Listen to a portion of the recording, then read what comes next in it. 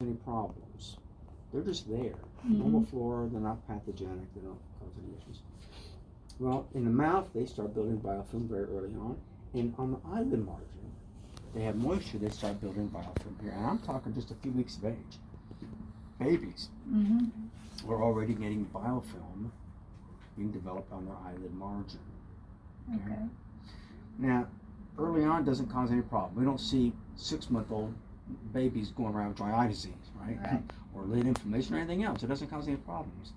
The bacteria just living here, they look around, they realize, hey, we got moisture, we can build a biofilm.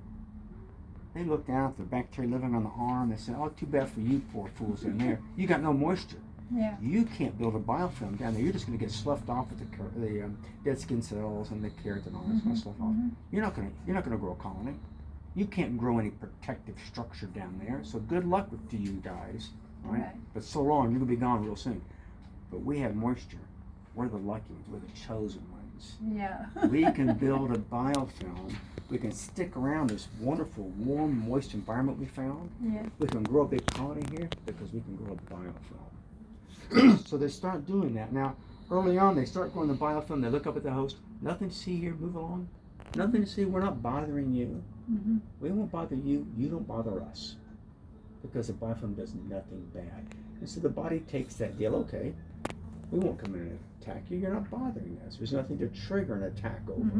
You're just growing this biofilm. You're not bothering us. Okay, we'll all get along fine. In fact, the body doesn't even recognize that there's a biofilm being developed on the eyelid margin. It's not doing anything. But after 7 or 8 years, the bacteria sort of changed the game. Okay. Early on, let's say in a 1-year-old biofilm, the bacteria know, and the science behind this is amazing, but they know that their biofilm is very thin. It's not that protective yet. They don't want to cause any trouble. They sit there, keep their mouths zipped. They don't stir any trouble up. They just build biofilm because they know they're not safe yet. The biofilm's only 8 years old. It's not thick enough to protect them. After 7 or 8 years, things change. The biofilm recognizes they're in a thicker biofilm. Excuse me. That thicker biofilm now provides them that protection we talked about being impenetrable. And these numbers are growing in this biofilm. There's not quite enough nutrients in the tears anymore. Not enough nutrients for this growing population. They want more food source, so what do? They start producing toxins to break down a little bit of host tissue, a little bit of our eyelid margin. Microscopic amounts. Okay? It's not suddenly some big infection where our eyelid is just melting and falling off our body. Microscopic amounts, we don't even know what's happening, but they produce small amounts of toxins to break down cells and to get more of a food source. So cytolytic toxins, enzymes, alpha hemolysis, all kinds of things are produced. Each different strain of our staph produces different toxins. So your toxins are different than mine and different than Steve's.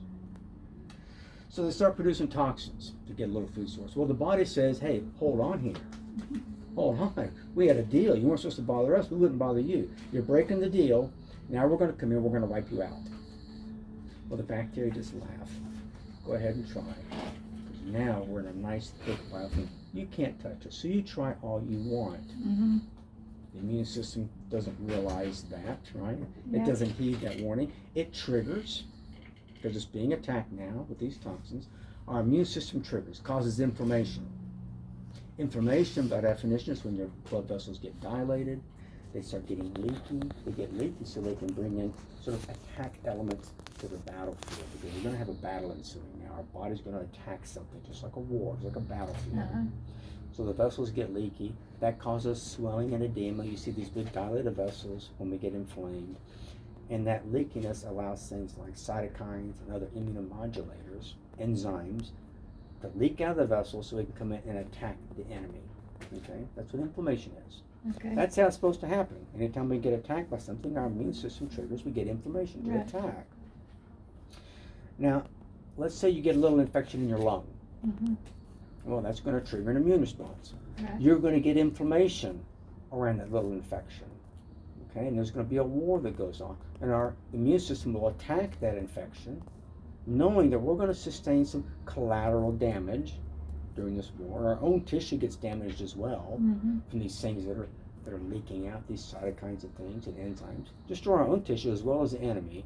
But the idea is that we're going to wipe out the enemy, and we'll suffer some collateral damage, but we can generally heal that up and might be left with a little scar. Most important thing is that we survive as an organism, that we stay alive, right?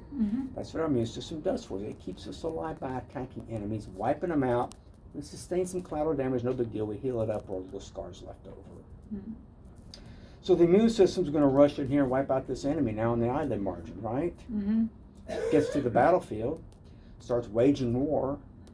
Think about the villages in Afghanistan and Iraq, you know, when a war takes place, crumbling walls, bullet holes everywhere, right? So that starts happening. Helicopter, gunships, tanks, everything's going on in this war. But is the enemy being affected? No. The enemy's in like a 50-foot deep bunker under the ground because he's in a biofilm. He can't be touched. Biofilms are impenetrable. So the immune system doesn't really know that. It just knows to attack. If our immune system had its own little independent brain, it would arrive on the battlefield, start blowing stuff up and shooting and killing everything, a lot of collateral damage, and look around and say, wait a minute, we're not